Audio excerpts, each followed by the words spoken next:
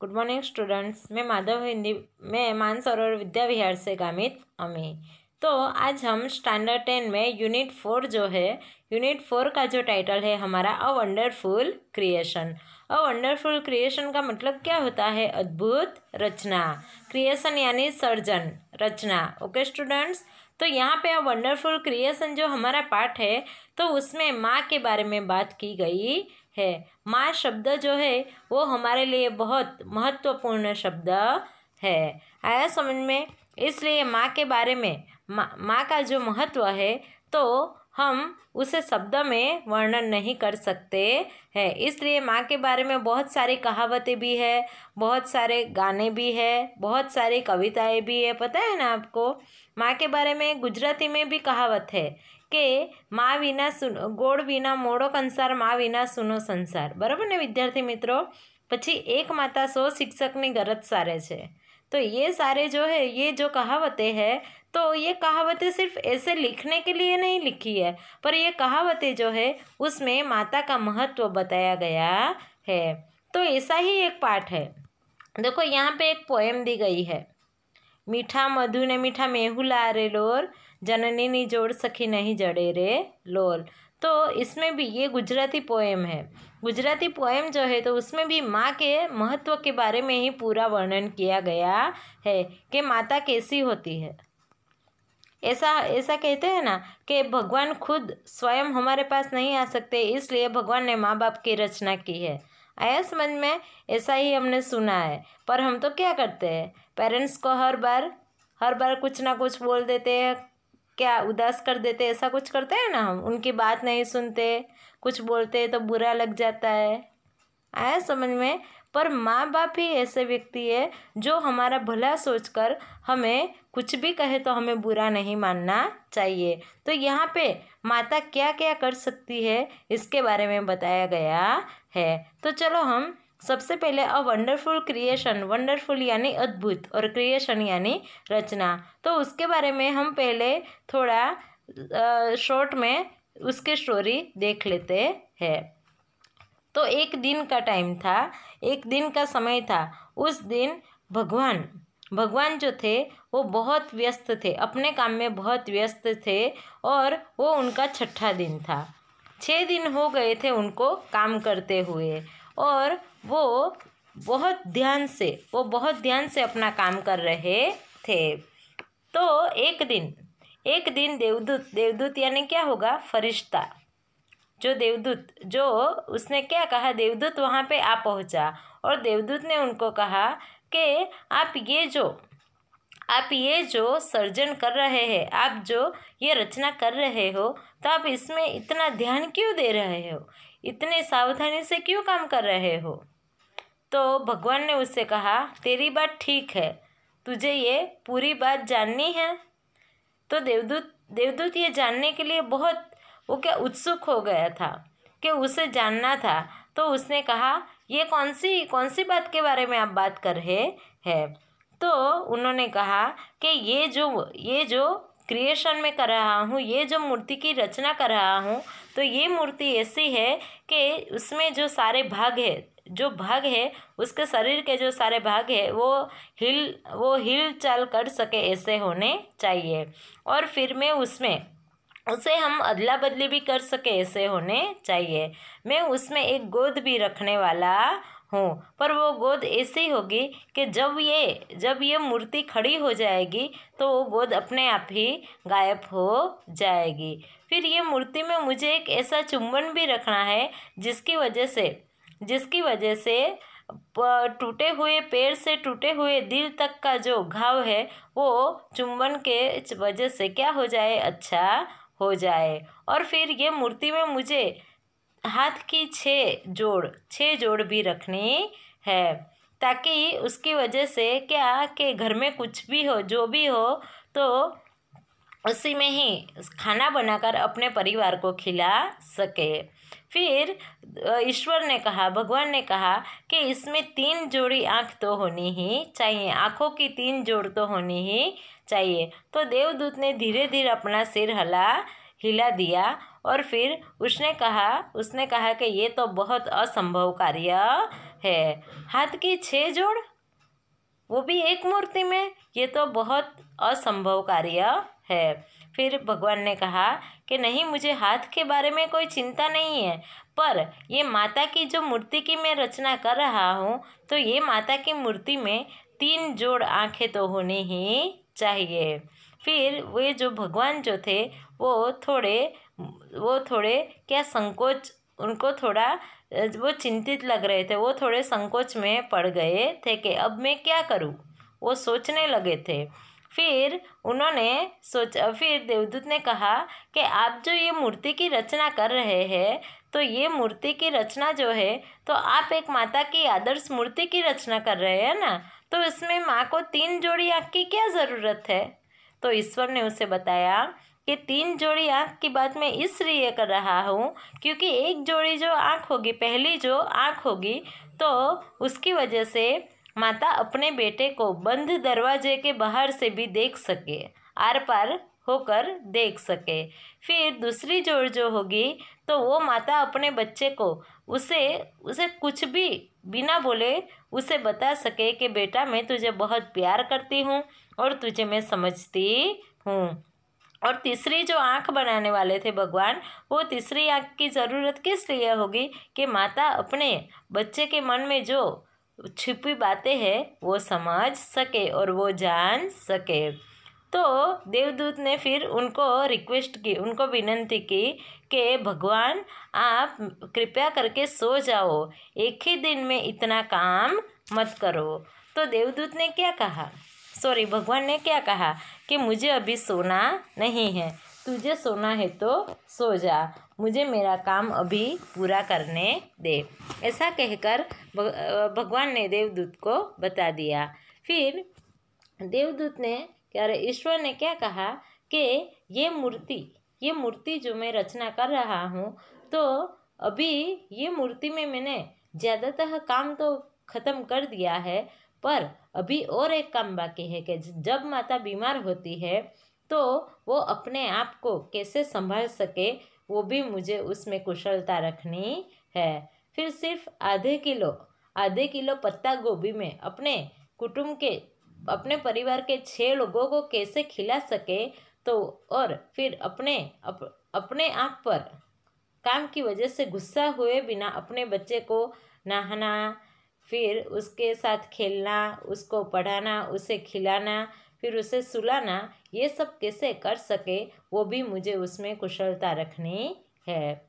फिर देवदूत ने क्या कहा, वो देवदूत खड़ा हुआ और फिर धीरे से उसने क्या किया कि वो जो मूर्ति जो थी, माता की मूर्ति जो थी, तो उसके आगे पीछे घूमने लगा और फिर उसने वो मूर्ति को स्पर्श करके देखा, छू कर देखा, तो वो मूर्ति कैसी थी, एकदम कोमल थी। पर वो कैसी थी, बहुत मनोबल वाली थी, बहुत हिम्मत वाली थी। और फिर इस भगवान ने उसे कहा कि ये माता क्या कर सकती है और क्या क्या सह सकती है, उसकी तो कल्पना भी नहीं कर सकता है। फिर देवदूत ने उसे पूछा, ये मूर्ति सोच भी सकती है क्या? तो ईश्वर ने उसे कहा, सिर्फ सोच नहीं सकती, पर अपनी बुद्धि का इस्तेमाल करके वो कोई भी मुश्किलों को क्या कर सकती है, उसका सॉल्यूशन, समाधान कर सकती है। फिर देवदूत ने खुश होकर क्या किया, प्रभावित होकर उसका जो गाल था, मूर्ति का जो चेहरा था, तो उसके गाल पर उसने अपनी उंगली घुमाई, तो क्या हुआ कि उसकी आंखों में से पानी निकल रहा था, पानी टपक रहा था। तो देवदूत ने कहा कि अरे, उसकी आंखों में से तो पानी लीकेज हो रहा है। तो ईश्वर सोचने लगे कि मैंने तो ऐसा कुछ किया नहीं, तो ये आंखों में से पानी कैसे निकलने लगा। तो फिर भगवान ने कहा, ये कोई ऐसा वैसा पानी नहीं है, ये तो आंसू है। तो देवदूत ने पूछा कि ये आंसू की क्या ज़रूरत है माता की मूर्ति को।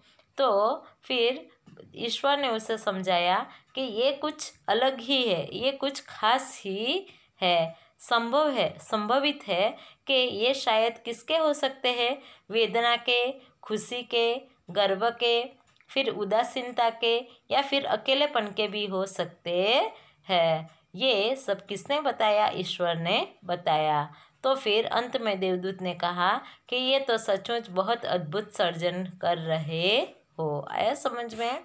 ओके, तो स्टूडेंट्स ये जो हमारा जो पूरा पाठ है तो स्टूडेंट्स ये जो हमारा पूरा पाठ जो है तो उसमें हमें सिर्फ माता के बारे में, भगवान भी माँ की मूर्ति की रचना कैसे करते हैं उसके बारे में समझाया गया है। तो अभी जो देवदूत जो है, देवदूत को भगवान ये मूर्ति के बारे में बता रहे हैं। तो अब हम इसे विस्तार से समझेंगे।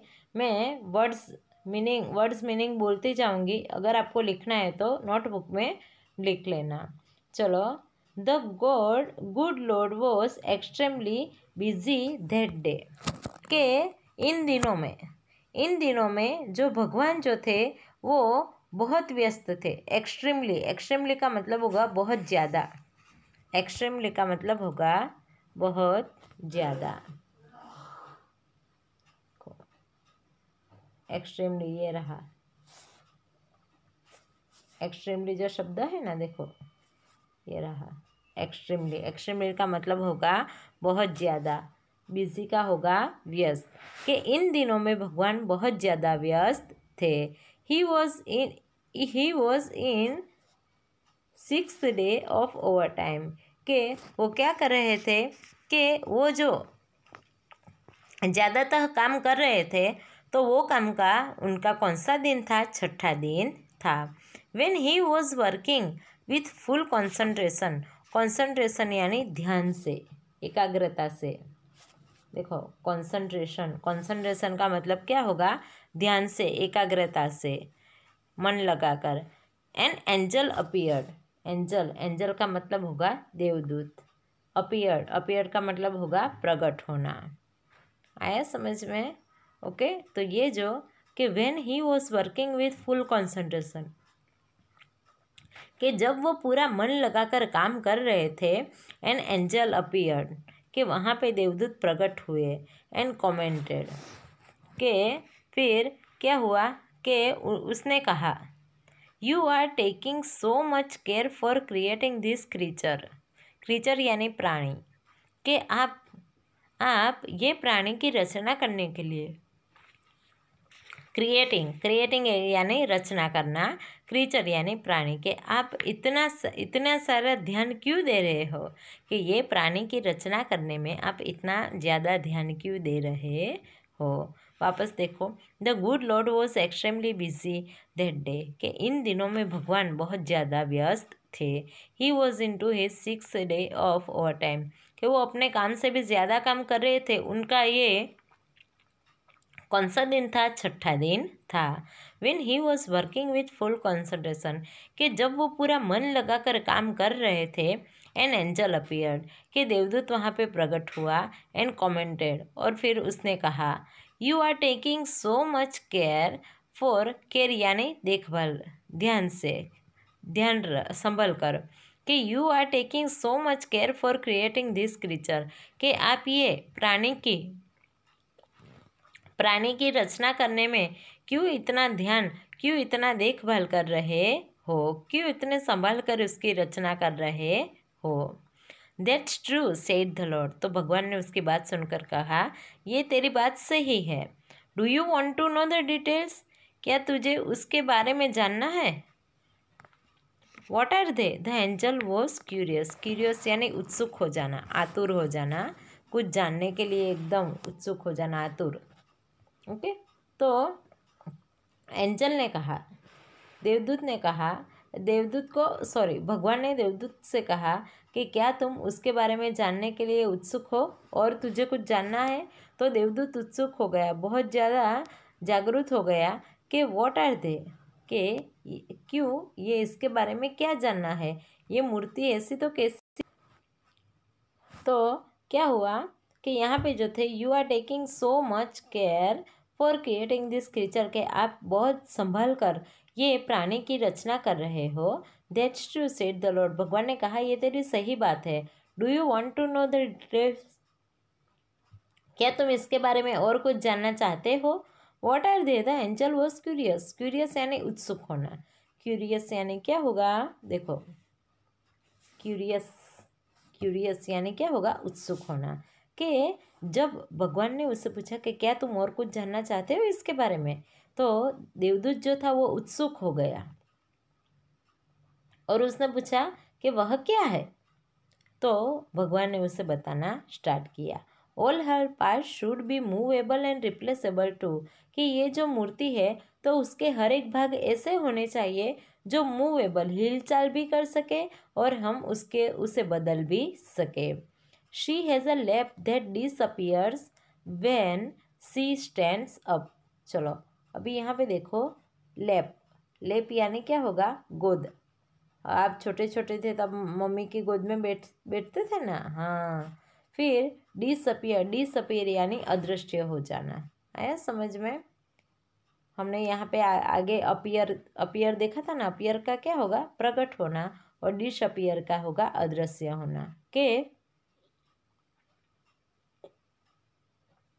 क्या कहा भगवान ने कि she has a lap that appears when she stands up, कि ये जो मूर्ति में मैं एक गोद रखने वाला हूँ तो वो गोद ऐसी होगी कि जब ये मूर्ति खड़ी हो जाएगी तो वो अपने आप क्या हो जाएगा, अदृश्य हो जाएगी।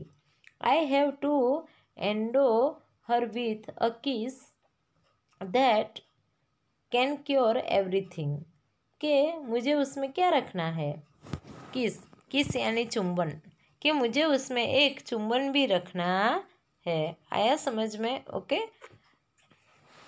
एंडवो, एंडवो यानी देना, कि मुझे उससे, ये मूर्ति को एक चुंबन भी देना है।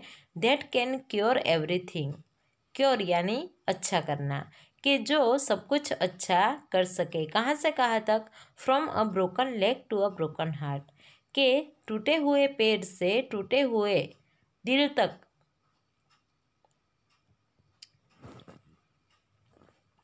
टूटे हुए पेड़ से टूटे हुए दिल तक जो कोई घाव होगा तो वो सब वो एक ही चुंबन में क्या कर सके, अच्छा कर सके। Moreover she has to have 6 pairs of hands, के उसके पास क्या होने चाहिए, के 6 जोड़ी हाथ होने चाहिए। She must be able to run on any food available and should have 3 pair of eyes, के जिसकी वजह से उसके 6 जोड़ी हाथ होने चाहिए, जिसकी वजह से वो क्या कर सके, कि अवेलेबल, अवेलेबल यानी उपलब्ध, के उसके पास जो खाना उपलब्ध हो वो उसी से चला सके। एंड उसके पास 3 जोड़ी आँख भी होनी चाहिए। आया समझ में?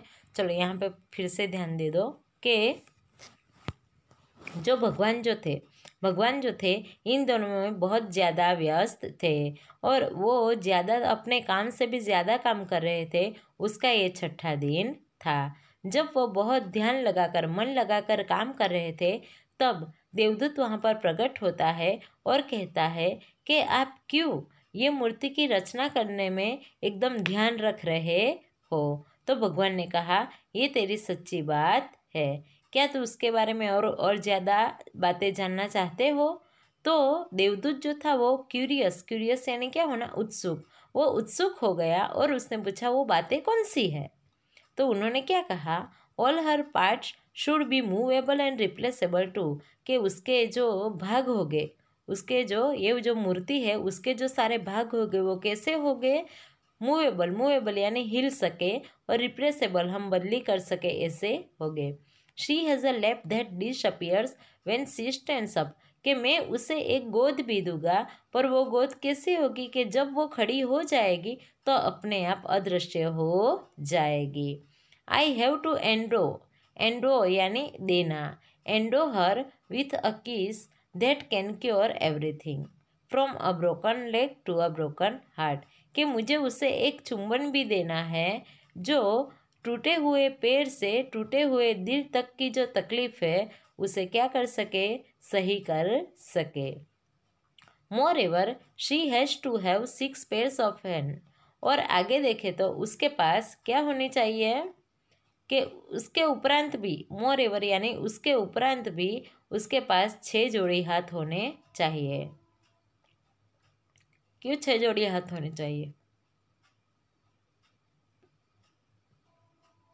क्योंकि वो she must be able to run on any food available and should have 3 pairs of eyes, क्योंकि वो किस लिए, क्योंकि वो अपने परिवार को अपने परिवार को उपलब्ध खाने में, अवेलेबल यानी उपलब्ध खाने में क्या कर सके, भरपेट खिला सके।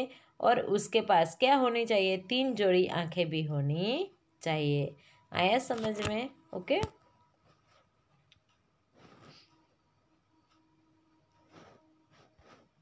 चलो, the angel shook his head slowly and said, "A mighty impossible task, I suppose. 6 pairs of hands, no way." फिर क्या हुआ, शुक यानी हिलाना, कि देवदूत ने अपना सिर हिला दिया धीरे से।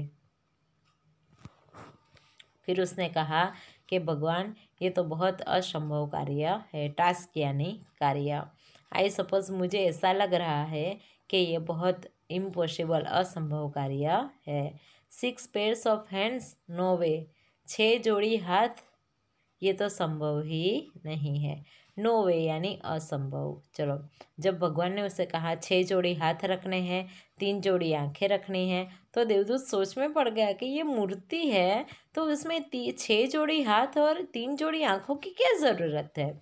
इसलिए एंजल ने क्या किया, देवदूत ने shook his head slowly and said,